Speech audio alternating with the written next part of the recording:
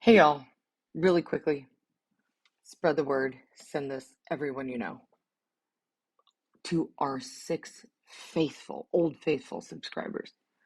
Make your family subscribe. Just turn off notifications. We're trying to change platforms to YouTube Live. We want to do it live because we're a little bit over the fakeness of AI. And we want you guys to see us fail in real time and, just face plant like we normally do. It's cool. We have a barrier to entry though, and that is 50 subscribers on our YouTube channel. We're at 35. Send, share, just click. Link will be in show notes. Thank you kindly. Good morning. Good Good morning. morning. How are you, Liz? I'm good. I'm tired. I kept Delilah last night, so it was a little off and on sleeping. Doing grandma stuff. Oh yeah. Oh yeah. We've got Morgan had her Christmas party, or not Morgan, but Mike had a Christmas party for the bars, and so they needed a babysitter. So I volunteered, but then I regret it the next day because no sleeping. what is sleep? We don't know that. We don't care. Who cares? Who knows? We have Okay. somebody with us. Liz, Liz, introduce who's our third party. Okay, so we have Amber here. I worked with Amber for probably a year and did not know any of the things about her that I learned after I quit working. We both worked for a super toxic boss, and I That's got an out understatement. well before Amber, but this is Amber Fladie, and she is our guest today so that we can chat with her. She has so our the premise of our podcast is basically how we survived through living through the cult and well, doing the cult, and then when we got out, how we survived and how we are continuing, and we have overcome a lot of the struggles that we had, still dealing with some of them daily. But Amber found out was also in a beautiful cult. I don't know if you want to call it beautiful, but literally saw her at it's been about a month ago, and we were chatting, and she said, oh, I was in something like that too. And I was like, oh my gosh, so we have to talk. So anyway, I don't know a ton about Amber's story, but we will get to know some of that and hopefully ask the right questions, and she can explain and let us know how she is outside of it and kind of what it was like inside of it and all of the above. Well, and the backstory, Liz, you have to kind of caveat because the whole point of this season, second season, is about interviewing Yes. and talking to people who have had a similar experience, but are outside of our like nuclear family group and right, like not mom, not child, not Right, right.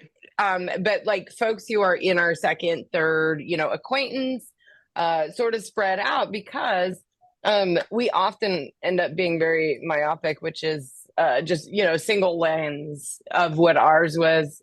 Right. That not really contrasting or comparing how eerily similar. Like there's a lot of experiences out there that are very similar, even if it's not like the same quote unquote name brand, right? It's still like, but the same mechanisms happen all over the place. And that is not just cult related. It's kind of like, right. It's not specific to that, but it's shocking that you guys worked together for that long and you didn't know. But I also think that I'm going to say that that's actually probably a good thing, right? Meaning that doesn't like dominate who you guys are right now, because I'm like, Sure. that's Right. that's a win, right? When you're not Yeah. like consumed and constantly talking about just that. Because I think that that's like Liz and I's point for all of Well, this is yeah, that for sure. When we first got out, that's all we knew to talk about. That's all we did talk about. And we would try and explain it to people that weren't raised similarly, and they thought we were insane. So we eventually had to Yeah. go, okay, we cannot, we have to. I mean, I remember having conversations with people where I would agree with them and I had no clue what they were talking about because I was so sheltered and so, in the depths of this um, religion and cult that I had no clue of the outside world for the most part. So just to be able to fit in with people that were not raised like me, I would be like, oh yeah, I know exactly what you're talking about. And I would have to like get online and like Google, Yeah. later going, okay, what were they talking about? Because I have no clue. So, so Okay. Amber, were you raised in this from the like birth, or was this something you came into later? Almost. My parents joined when I was 4. So, like I remember a little bit before that, but of course I was so young. So, I mean, I pretty much consider myself being raised in it because that was, the Okay, majority and of my life. which particular are you? Do you want to say which particular brand of cult you were in? Oh yeah, sure. So Okay, I was I was raised a Jehovah's Witness. okay. Very. I remember when we were raised, as we were raised, we thought that Jehovah's Witnesses were wrong. I Um, remember. well, well, there's all different brands of all different ones though. So Sure. Amber, can you Mhm. tell us like, okay, one for the audience member who has no idea what you're talking about right now when you say Jehovah Witness, because there are some of those. Can you tell us, like, just give us the like elevator pitch, what is that? And then like give us one or two things about it that you kind of felt were the most important about the way in which you were raised about this Jehovah Witness thing. So, Yes. okay, two parts. So Sorry. yeah. Yeah, so let's see. So just kind of your basics. So Jehovah's Witnesses, that's those folks that come and knock on your door to talk about the Bible. Not to be confused with Mormons because they do the same thing too. Mormons typically are they're it's only men, white shirt, black pants, usually got a backpack on.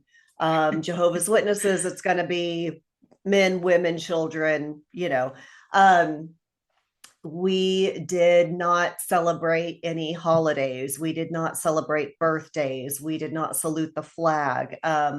So a lot of people will recognize that from, maybe going to school with somebody whenever they were young, like, oh, I remember this one kid didn't celebrate Christmas or whatever. So that's usually how people will recognize, like, what a Jehovah's Witness is.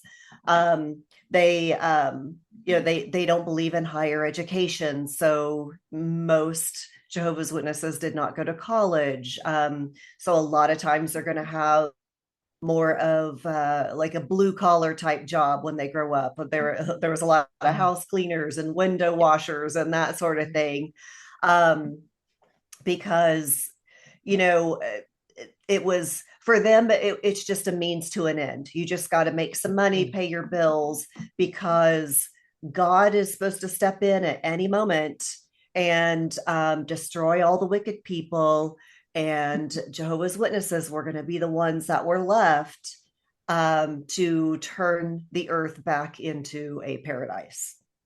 And So, sugar, right? Isn't there a sugar aspect to it? Right? Like um, sweets yeah, and yeah. medicine, right? Let's see. So, medicine, not so much. I mean, we could Okay. definitely go to the doctor, we could take medications, but the one big thing that Jehovah's Witnesses are known for in the medical community is the fact that we could not take blood transfusions. Like, That's it it. did not Okay. matter if you Yeah. were bleeding And out and dying, you had to there choose was like death. a documentary or movie, right, of Mhm. something like that. Or maybe it was on a popular television series where it was like the daughter was basically dying, Yeah. right? And they were Mhm. like, nope, you can't do it. Yeah. Okay. Right. Right. Okay. Um, Interesting. yeah. And then I how didn't was know yours? about the blood You had all transfusion those? thing. Huh? Amber, you had all of those in yours, right? Or was it specific? Yes. Was there anything different? No, so that's that the one thing about Jehovah's Witnesses is that they're like worldwide, they all believe the same thing. They all Okay. do the same thing. It's extremely organized. So yeah, I mean there's not necessarily different sects of Jehovah's Witnesses. They're all, if somebody's a Jehovah's Witness, they should be able to, say the same spiel and believe all the same things. That's calming and also horrifyingly scary at the same time. Yes, very, very. Yes. Okay. So, and right, I mean, our whole thing is about right, our whole book and this podcast is about our experience, but season 2 we're doing other folks, which is, so Liz and I knew some of this stuff, but not everything. And also it's eerily scary how like there's similarities, but a lot of it is not like outwardly similar. It's typically like what they made you feel inwardly similar. Sure. Meaning your comparison to like what your life was from inside your experience of it, and then how that was reflected at you from the outside world, because those two are typically like oppositional of one another, meaning you have this experience growing up that way. Maybe it was great, maybe it wasn't. And then as you get older, you get out, or how you get out, and then you kind of turn around, look back, pillar of salt, Ruth, whatever, and like, right, look at it, and then you have this whole like 10,000 foot view of it, which is sort of what Liz and I are kind of, right, stumbling our way through, because we're messy and horrifying about our way of doing it, but that's just our thing. So is there any moment about it like that for you? Have you ever had one of those where you're like, oh yeah, I have this wonderful moment that was inside of it when I was there and I was young, or right, with family, anything like that, like a great memory that was there for you that you still hold, then also contrasting it to like outside after that fact or that memory where you're like, that was really fucked up. Do you have any of those that you could share? Man, let's see. So it's weird because I never enjoyed being a Jehovah's Witness. I hated every moment of it. But I mean, of course, you had to kind of look for those bright spots, right? I mean, it's not like there were times that I didn't have a good time or whatever. Like after I graduated high school, I did what was expected of me, and I began volunteering full time for the church. And it was called being a pioneer.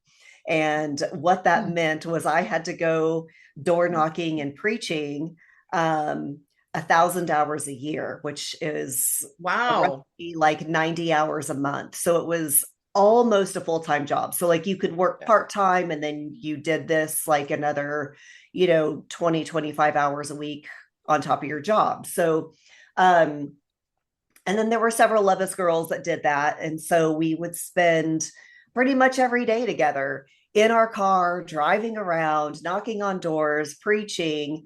But when we weren't preaching, we were finding ways to have fun in the car. And so during that time, like there were sometimes I'd get stuck with ladies and I was like, oh my gosh, I do not like these women. And you just kind of had to suffer through that day. But sometimes you'd get assigned to be with somebody that you were really close with and really good friends with. And there was one girl that we became really close. We loved the same music, and I really looked up to her. She was at the time, I thought she was really intelligent, but no. Turns out. Right. But we would have the best conversations, and we would listen to the best music. We would turn on, like at the time, because we lived in Oklahoma City. And so we would turn on the Cat and listen to Rick and Brad in the morning, which was like kind of a no-no for Jehovah's Witnesses, because they were, their humor was a little, but we would do it anyway, because it was just the two of us. So like, little things like that. I look back on that and like, I appreciated those times, but yeah, I mean, we were out there trying to save people from God killing them. Yeah. So, proselytizing. That was kind of fucked up. Right. Absolutely. Absolutely. And it is all kind of fucked up, right? I mean, like you're basically put into something. There's a contrast there too. Liz, you have to ask the next question here too. But this is something I'm very interested in, is that so a lot of other I do think that Liz and I have always thought that we've taken we've taken the little parts that were good, like that, like some of the bonding, the friendship, like the camaraderie of being in something that was like a group thing together, right?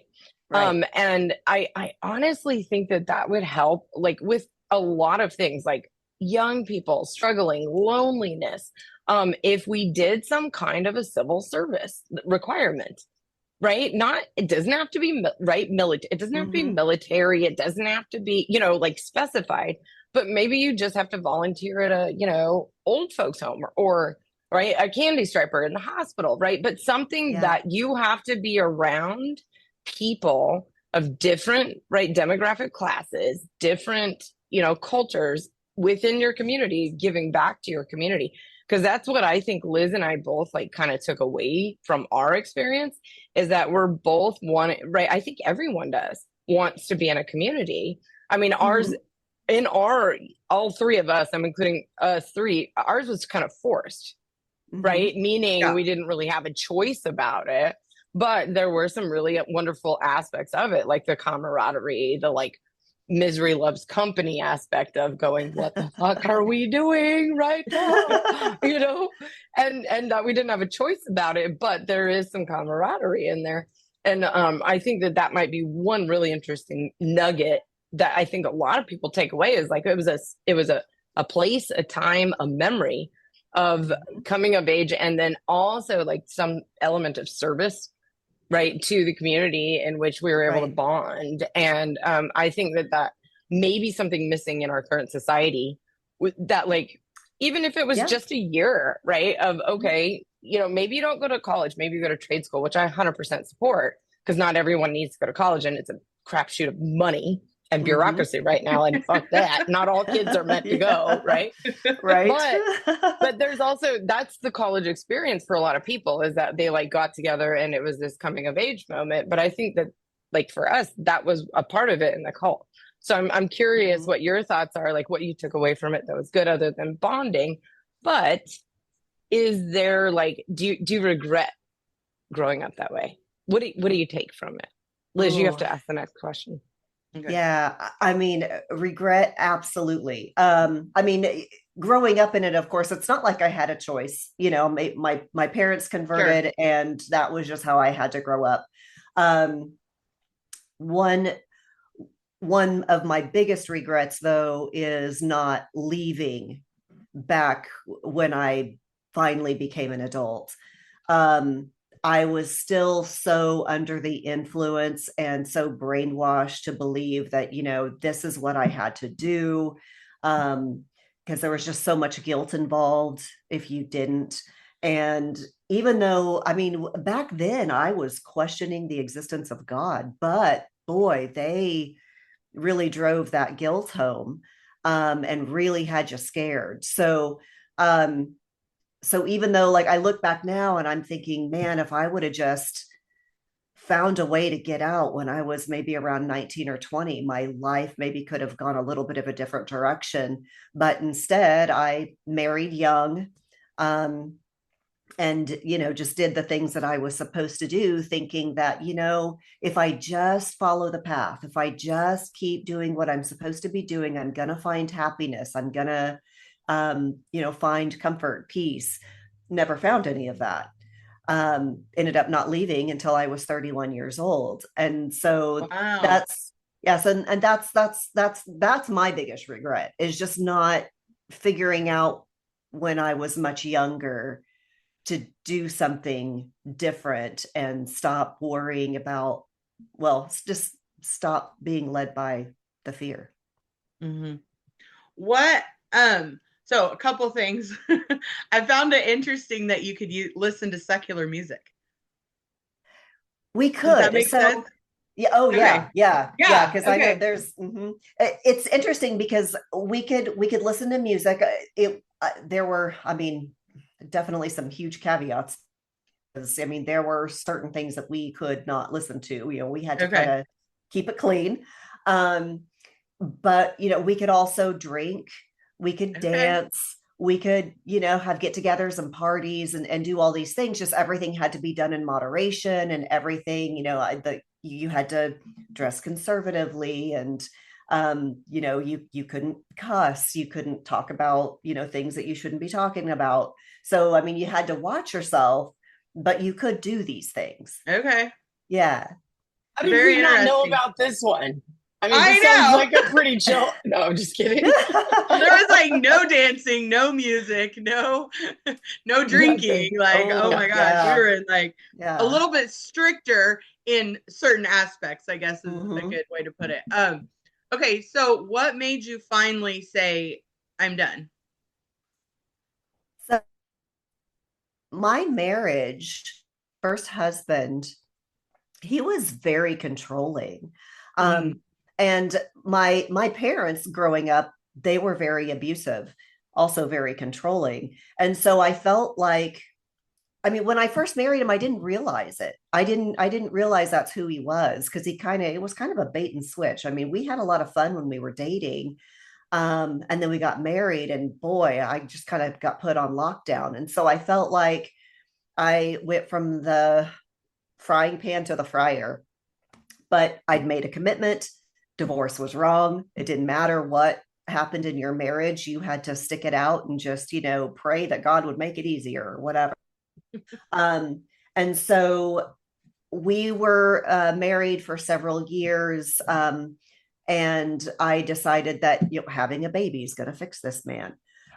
So we had a baby. Of course, that never fixes anybody. That usually right. just makes the problem worse. And of course it did. And I kept trying to talk to him about um, how he was treating me, and because I wouldn't get any help at home either. He would go to Mm, work, he would come home, and he would either play games or he would get with his friends and play music, because he was in a little garage band.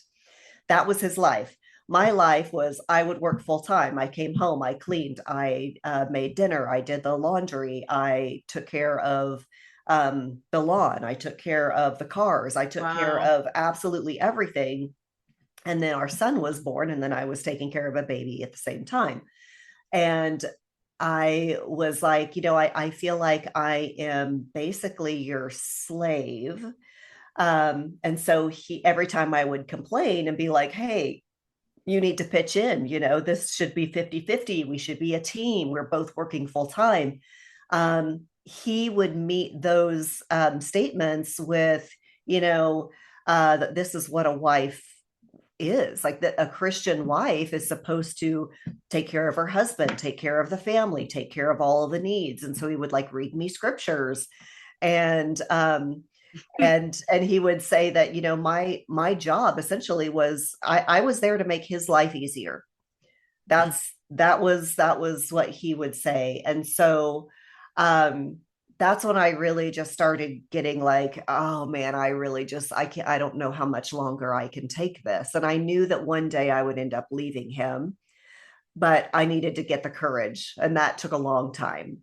And so I think there wasn't necessarily one particular straw that broke the camel's back. I think I just had to gain the courage. So I just kind of had to keep thinking about it and figuring out, how would I get my ducks in a row to make something like this happen? How could I, try to get out from under this? Because the scary thing about getting a divorce when you're a Jehovah's Witness is not just leaving the person or trying to do it on your own. I mean, there were so many hurdles that I had to overcome there, because one, I'd never lived alone. You went from your parents' house to your husband's mhm. house, and that's just how that works. So I'd never taken care of myself. I didn't have an education, so I didn't have a very good job. So then it's like, how do I support myself?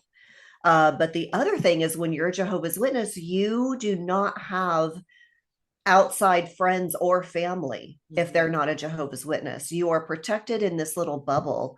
And that is your support system. And of course, they do that on purpose, because if they can keep you trapped and lonely, if you leave, you literally have nothing. You have Mhm. nobody. You have to start over. Right. And so um, one day I was just like, I got to take the leap. So I went and I rented an apartment. Um, I literally left my husband a note on the counter, and I took my Wow. son and I left. Good. And yeah, I mean, that was kind of how that happened. I just had enough and I had to go. And that's That's crazy. but That's right, but amazing so though that you were but so able to do similar. that.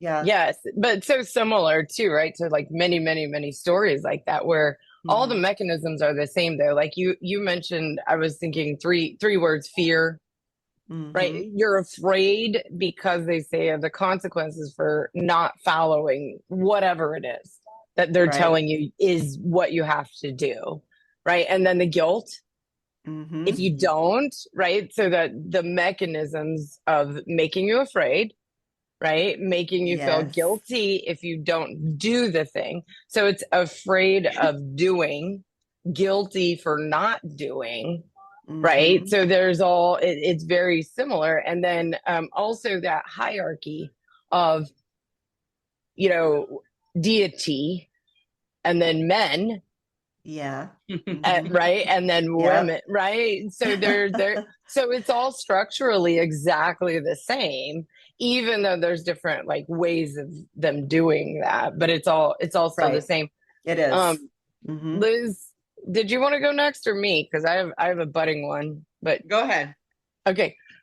So question about because you seem very self-aware and like like you seem to have processed all of that, meaning that's a lot, right? Yeah. Liz and Oh, I both yeah. know that's a fucking lot of Yes. shit, right? That your body, your brain has to like process, right? And like you said, it Mm-hmm. did take you a little while. Totally understandable. Liz and I had like we'll say catalyst moment that helped us like basically get hit, hit in the vagina to get the hell out. So there was a moment that kind of like, rocket fueled us to get out, meaning we didn't have as much time to contemplate and figure it out. We just kind of were just like, okay, boom, done. Uh-huh. But that was building up over time, obviously. So I guess my question in that to you, Amber, is so once you did say it took you a while. Once you did get out, though, were there things that helped you, people that helped you along the way? Multi-part question again. But what was there once you made the choice, you got out, you said you took your son and left the note on the table, which is heartbreaking, but also understandable and makes me just wonder, okay, then after that moment, right? Like I know it was built up to, Mm-hmm. right? Which sometimes you have to like just grip it and build up to the moment and then go, okay, I got it. But were there things that helped you during the process after that to kind of readjust and figure out and understand who you were, what your role was in society outside of the hierarchy of what was Mm-hmm. told as your role and right being a mom and all of that? Were there things or people or moments that you can sort of point to that helped you and gave you a better right personal sense of awareness in your place in the world and how you are now? Was there things that what helped you? How did you deal with that? Yeah. Yeah. So at first, I mean, I felt very lonely. It was rough. I mean, if I literally I'd go to work all day, I would come home and lay on the floor and curl up in a ball and just sob. Because I knew I'd lost everything. By choice, but I was just like out there in the world all by myself. I ended up getting on, this was back in the MySpace days. So I created a MySpace account, and I thought, and I saw they have a lot of communities on MySpace. And so I was like, I bet if I get on there and search, I bet I'm gonna find somebody else that I could maybe connect with, or something that just has the same has had the same experience, somebody who's left. Um, and turns out, yeah, there was a whole community of ex-Jehovah's Witnesses. And so I joined the community and started talking to people. And I tell you what, that it was the best support group ever. Um, I mean, just to be able to talk to like-minded people who had gone through the same thing. I mean, I read so many stories of other women who literally went through the same thing that I did. And I was like, oh my gosh, I thought that I was crazy.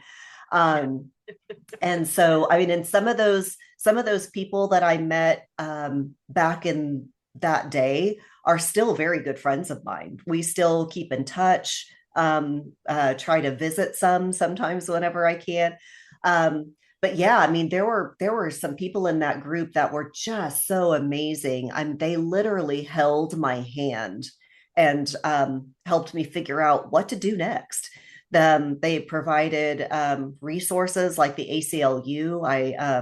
They helped with because of course, going through a divorce, when you're dealing with somebody Yep. like that, and child custody, oh my gosh, that was an Oof. absolute nightmare. I mean, years of fighting and thousands of dollars. I mean, Yeah. that man kept me poor. Good line, by the way. Good line. Yes, that was gold right there. I mean, I was poor already, but oh boy. Yeah. And but yeah, I mean, there were a lot of really great resources out there because people had already gone through it, and thankfully I was leaving during the time of the internet so that I could actually reach out, connect, and have some help outside of my little Wichita community, because that's where I was at the time. Yeah, that's great. That's so nice, right? Because it's like you do feel that way. Yeah. Alone is the worst, right? When you don't feel that sense of community, because we left it. Same thing, right? You're just stripped away of all of that, right? In our case, I felt like, well, if I leave, I can't. Nuclear family's gone, right? Mom, sister, brother, everything you knew, and your community you grew up with. So yeah, it is terrifying. Yeah. Well, in our case, you think that you're going to lose your family. Yeah. But our family,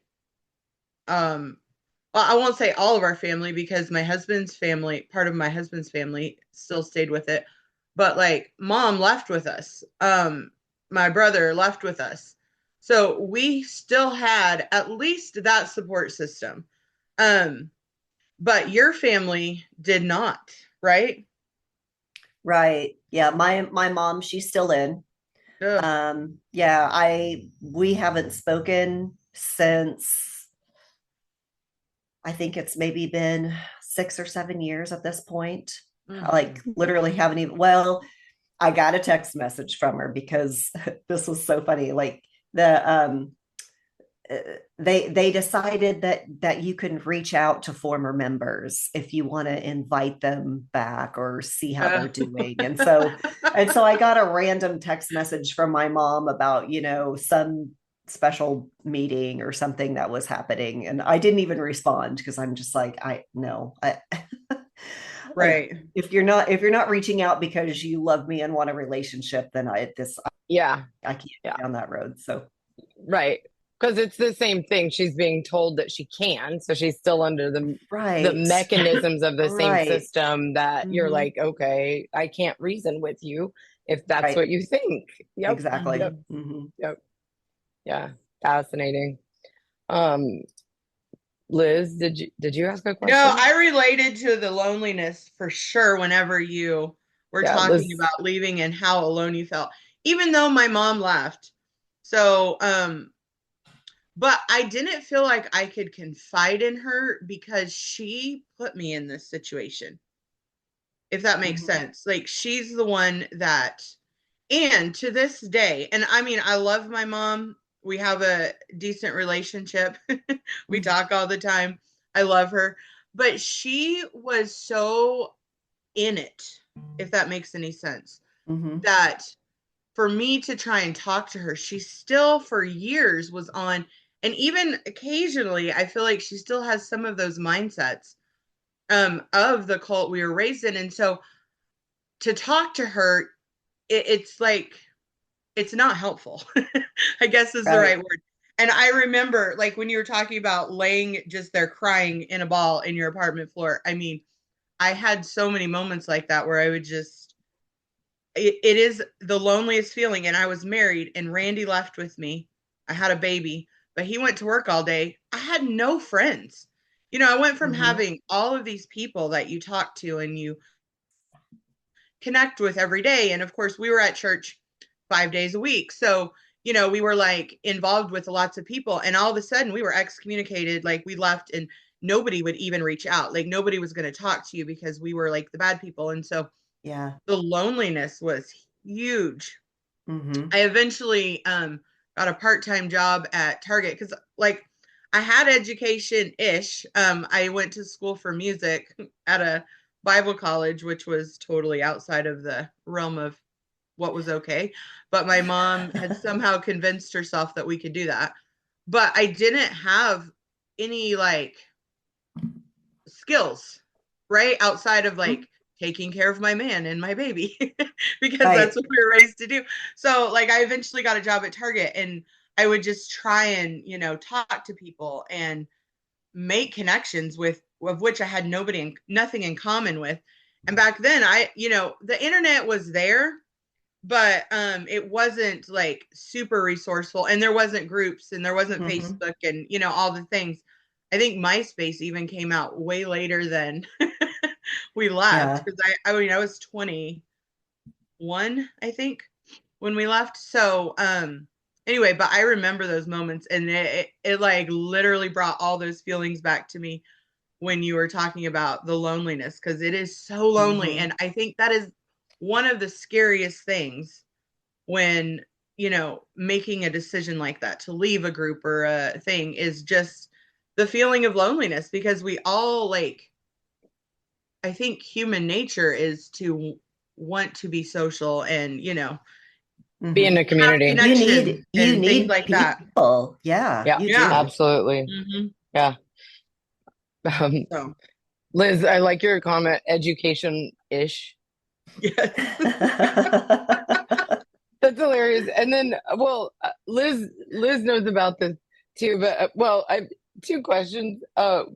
One, do you have any other family that's come out of that, other than your mom, Amber? So like, do you have family that's out of it that you can talk to, or are they all still in? So that's the first part. And then we have to talk about the cult meter that Sarah and I started in our family. So first question, do you have any family, or have you just really gone to the like made family, chosen family? That's the first part. Yeah, little of both. So I strangely, my mom did not like talk to any of her family. So I really never, I think I met her aunt and I met one of her sisters. But I never really knew them.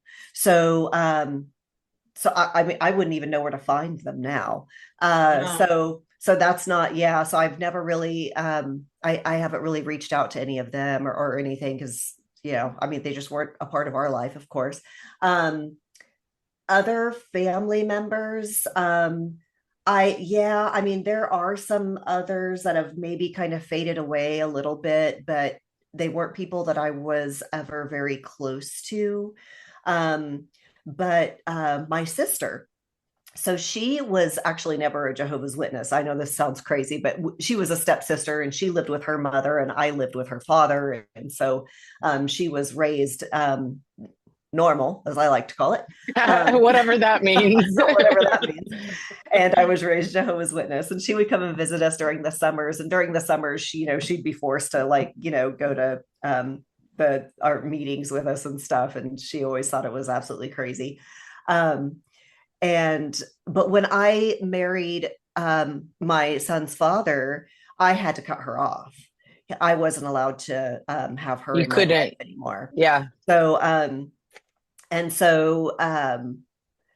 after I left, it was probably a year after I left, maybe a little bit more than that. Because I didn't have a way to contact her. I didn't have her phone number. I had nothing. She happened to find my phone number on a website from a job that I'd had. And so she reached out to me, and we reconnected at that point, which was amazing. And so, I mean, we're close now, which is fabulous, but she's probably the only family member, really. And I mean, and our parents aren't even married anymore. So it's like, technically we're not even, siblings or family or whatever, but it's the family that we knew. So other than that, I've just kind of created my own community and created my own family and friendships and yeah, no, I mean, it would be great to have a big family, but at this point in my life, I mean, I don't necessarily feel like I'm missing anything anymore. That's great. Yeah. That's good. And I think a lot of us feel the same way, coming from a similar background I mean, I think we are lucky that our mom, again, ours are kind of weird circumstances, but we got lucky that she did, because there's so many of our friends that did, their parents did not, right? Or other family members. Right. So it is pretty lonely. Okay. So I have a funny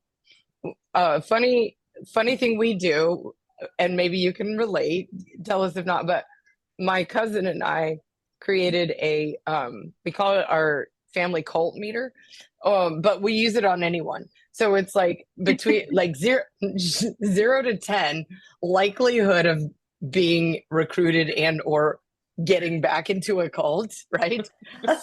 Like Liz is dying right now because she's pretty high up on the list. So my mom's like at a 14, okay? We're like, yep, she'd definitely go back in again, 100%. Like, no questions asked, blindfolded. Yeah, I'm doing it. Liz is like, she's like a 7 or 8, like hardcore, and she probably agrees with that. So like, we have this little like family meter, and then we do it with friends too, where we're like, okay, 0 to 10 likelihood that they would get back into it, a cult of some kind, right? But, and I even put myself like, I'm like, probably 2, I mean, you never know, right? Yeah. But I think like I don't think anyone's ever at a 0. No, exactly. And I was like, well, I think even like iPhone is a cult, right? Right. Like Android versus right? I'm like, that's a cult. Is. Yeah, 100%. Brand names, right? All of that stuff. I'm like, yep. Okay. So we're all not ever not likely, but yeah, there's a scale. So do you want to rate yourself? Let's see. Something major like that, I would be at a 1. Okay, fair. Yeah. And by that you mean little stuff. Yeah, because I won't be a part of any of that anymore. Yeah. But I mean, other little things, I don't know. I mean, you say the right things to me. If you offer me the right reward, I might. I can't be bought. I can't be bought. Yes, it's great. Okay, and then so that's just a funny way to like. But if you're not thinking about that, you're probably in a cult. Do you know what I mean? Like, right. Not, I mean, that's the thing. It's like usually when you're in a cult, you don't know it. You don't know. Yeah. Amber, our job was similar to a cult, I believe. I literally just thought that. I was like, well, I got taken in by Bryson. I told her that Way at the to very be beginning. bamboozled He's a for that cult job. leader all by himself, right? Absolutely. Oh my Liz, gosh. I think we had that conversation way back in the day. Oh And yeah, I was like, probably a year after I started working there, I would tell Rachel some of the things, and she's like, "What is wrong with him? Like that's not normal." I drank totally the called Kool-Aid. it early on. Yes. I was like, Liz, I think something's wrong here. And it was just like, because he made you guys do stuff like all the time that I was like, I'm sorry, what are you getting paid for that? No, I'm sorry, right? Because I was like, oh no, this is like behavior modification, manipulation.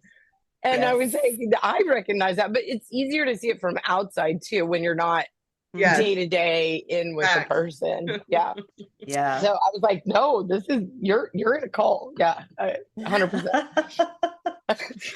Okay. It got worse after I left. They had like to know this, like it was like so many attributes of the job, and you had to be able to recite them, and like there was literally like the mantra. Leela had told me some of these things, and I was dying.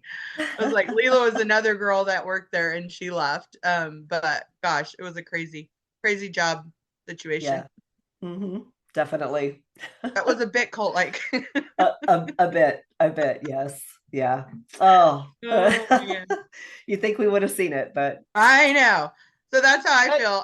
I've joined MLMs, which, oh my God, I listened to a podcast last week on an MLM company that I was involved in, and about how cult-like it was. And oh my gosh, all of the things came back to me, and I'm just like, I cannot believe that. But I'm susceptible to that because it's a community, and it's like a, it's familiar. Yes. And also they tell you all the things, and they get you hyped up, and they, oh my gosh, you're going to be a millionaire, and, all these things. And I'm like, ooh, let's do it. So, I mean, I've done that so many times. And so I definitely think I'm susceptible, but listening to that podcast, it was, gosh, I can't even think of what it's called. Rachel Bernstein. Podcast. Yeah, with Rachel Bernstein. But she, oh my gosh, she talked with this girl that had been in it for 7 years. And I was like, oh my God, I was that person. So anyway, but yeah, I definitely am susceptible, but I used to be so non-trusting when I first left. And I think the further outside of the cult I get, the more I trust and don't question as much, right? And so maybe I need to go a little bit backwards and start being a little less trusting, but who knows? I feel like I went the opposite. Yeah. Like I felt like I was very trusting when I first left. Okay. Because well, I didn't know. I had zero life experience. I had no idea what the world actually was like. And so I had to just blindly give trust to the people around me to tell me kind of like what to do and how to do it. And, and it wasn't until after being burned several times that I was like, oh, these people don't necessarily know what the fuck they're talking about. Right. I'm going to have to figure this out on my own. I've got to form my own opinions. And so, yeah, I think I'm definitely a lot less trusting now, just because I mean, when you go into adult life that naive and then you get burned so many times, I mean, you just, but then, but then a Bryson Baker comes along and sucks you right back in. So, I trusted that man, and I should not have. So, oh my God. Yeah. So it still gets me. Yeah. Yep. And we didn't even really get to any of our fun questions, but we probably need to wrap up soon. Yes. But wait, we didn't let Amber introduce. So she is also part of a podcast, so we can chat a little bit about that, wrapping it up. But also, is there anything, last question or anything that you want to share with us that we haven't already asked you about?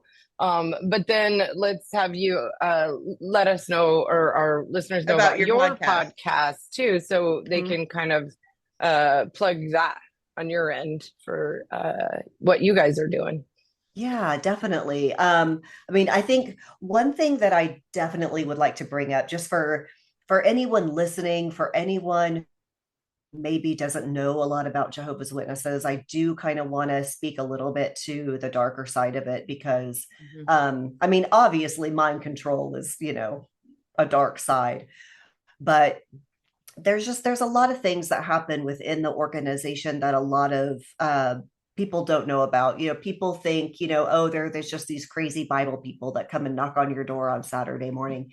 And they, other than that, they're like, okay, well, maybe they're annoying, but they seem very nice. They seem very friendly, and they can tell you some really great things about, the future and how they've got the answer to all of your problems, and people can really get sucked in pretty easily if they listen to them and what they say they have to offer. But other than the control and the mind control and controlling what you read, what you watch, what you listen to, what you think, I mean they control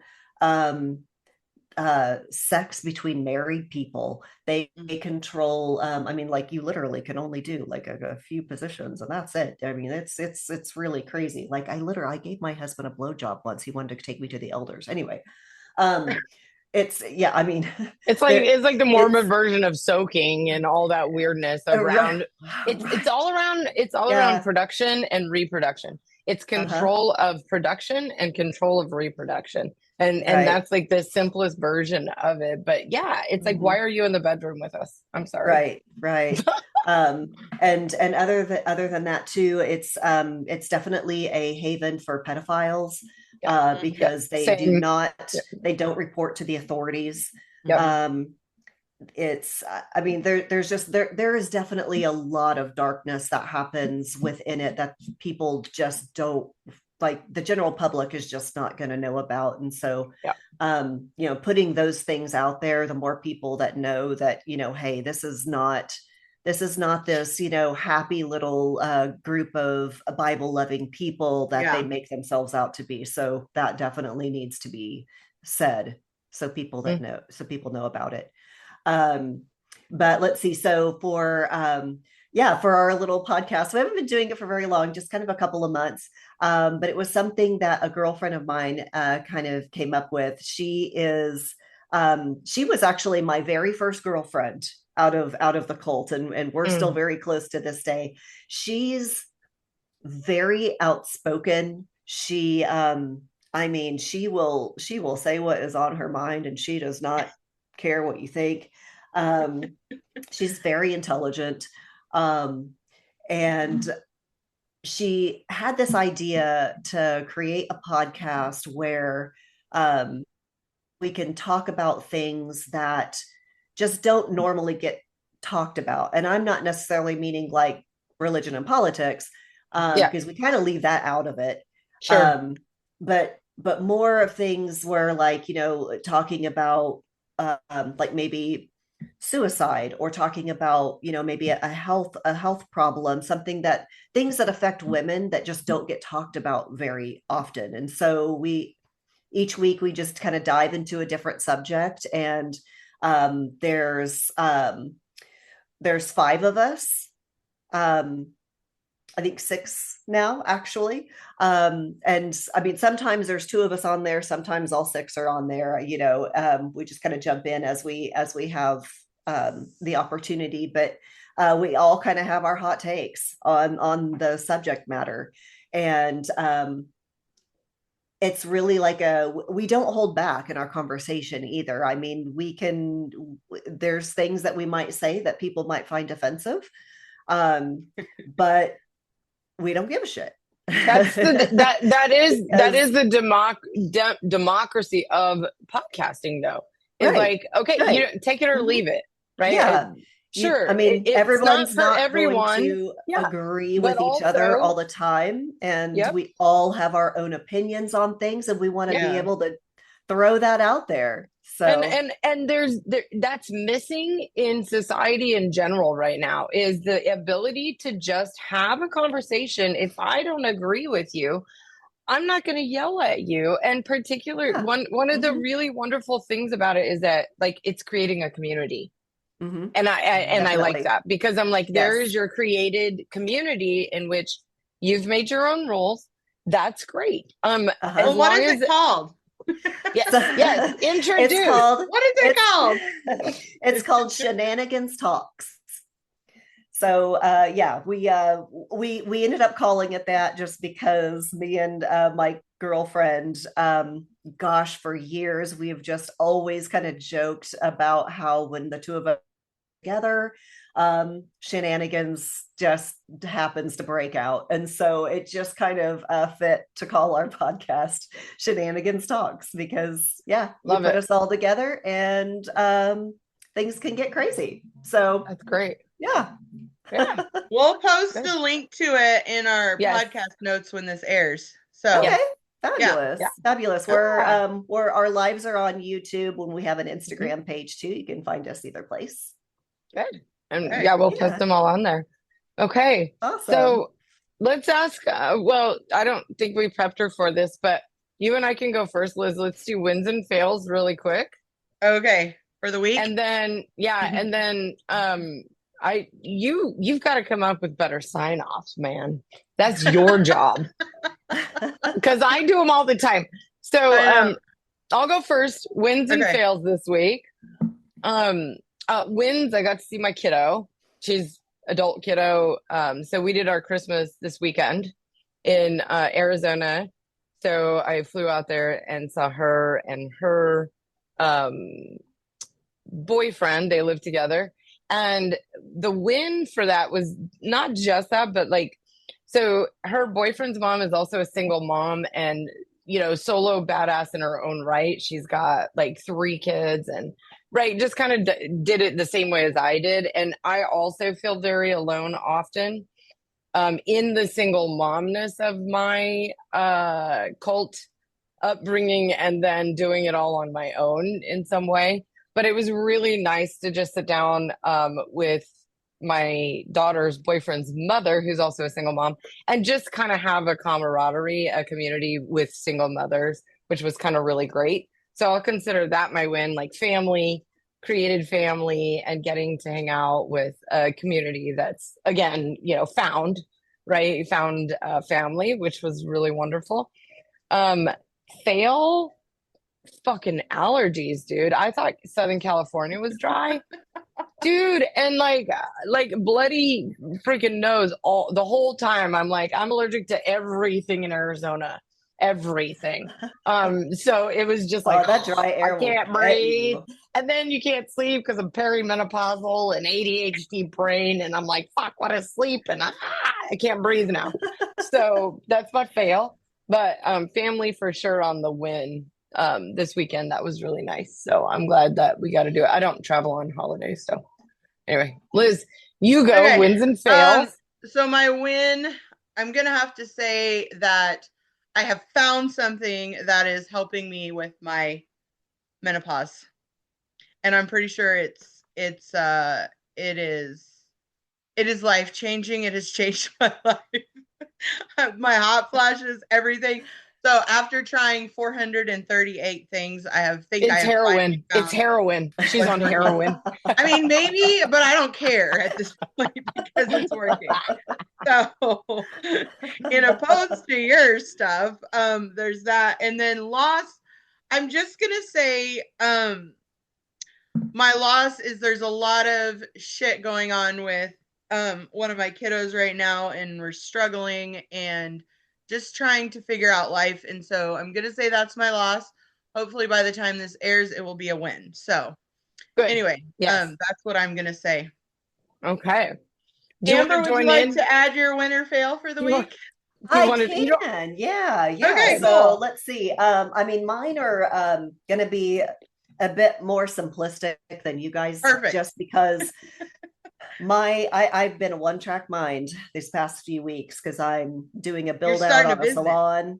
Yeah. And so Yes. I've been doing a lot of just like, working with my hands, but I would have to say my win this week is we got a lot done.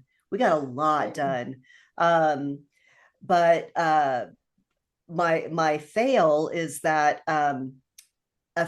well, probably about a month or so ago, I got COVID. And so, man, I was down for like a week and a half. And Oh, so I finally just got all over all of the coughing. And but being being in this environment in my salon Dust. where we're doing all the sanding and the Yeah. dust everywhere, it's like my husband and I both, we go to bed every night and we're still like feeling like we're gonna hack up our lungs because of Yeah. all the dust. Yeah. So yeah, those are that's okay, my win and my cool. fail. Those are good. Those are good. Those are all good. Yeah. Yeah. You have a sign off, Liz? Nope. But It's on okay. you, sister. Damn it. Okay. Well, first of all, thank you, Amber, Of for course. Yes. being willing and able and meeting and all of that.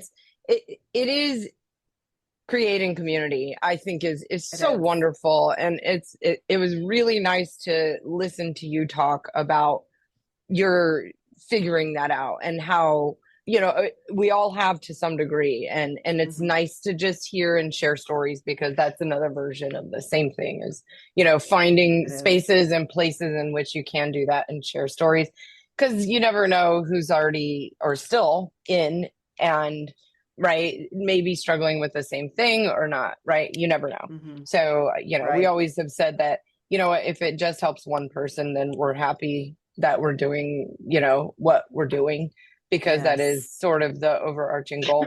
Not proselytizing, right? Just sharing and letting Mhm. that go. Yep.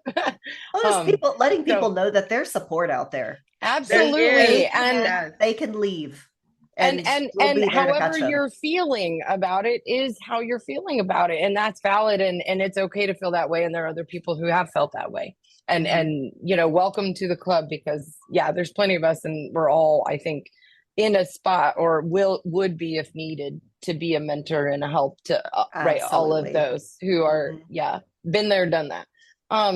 So thank you. It was really good to chat with you about that stuff.